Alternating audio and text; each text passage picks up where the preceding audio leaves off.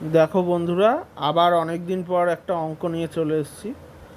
এখানে দুটি সমীকরণ দেওয়া আছে, a plus B equal to 10 আর এ বি ইকুয়াল টু 12। তাহলে এ আর বি এর মান আমাদের বার করতে হবে। আমরা কি জানি, এ বি এর ফর্মুলা কি? এ প্লাস বি এর হোল স্কোয়ার মাইনাস এ মাইনাস বি এর হোল স্কোয়ার বাই 4। তাহলে এ বি এর মানটা বসিয়ে নিই। 12, 4 12 48।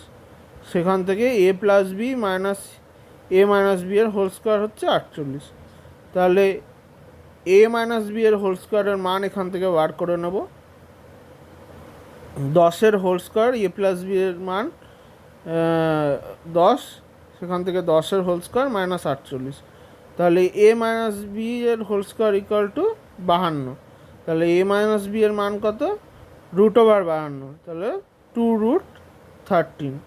তাহলে A plus B equal to 10 আর A minus B equal to 2√13।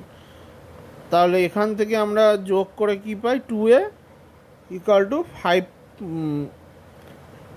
10 plus 2√13। তাহলে এ ইকুয়াল টু 5 প্লাস √13। আরে আবার বিয়োগ করে কি পাই? 2b equal to 10 minus 2√13।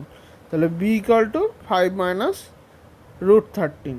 তাহলে এখান থেকে এ বি এর মান আমরা ভেরিফাই করে নেব। A B equal to 5 plus √13 into 5 minus √13, গুণ করে আমরা 12ই পাই। তো এই উত্তরটি ঠিক আছে। সুতরাং এ আর বি এর মান এভাবেই বার করে নেব।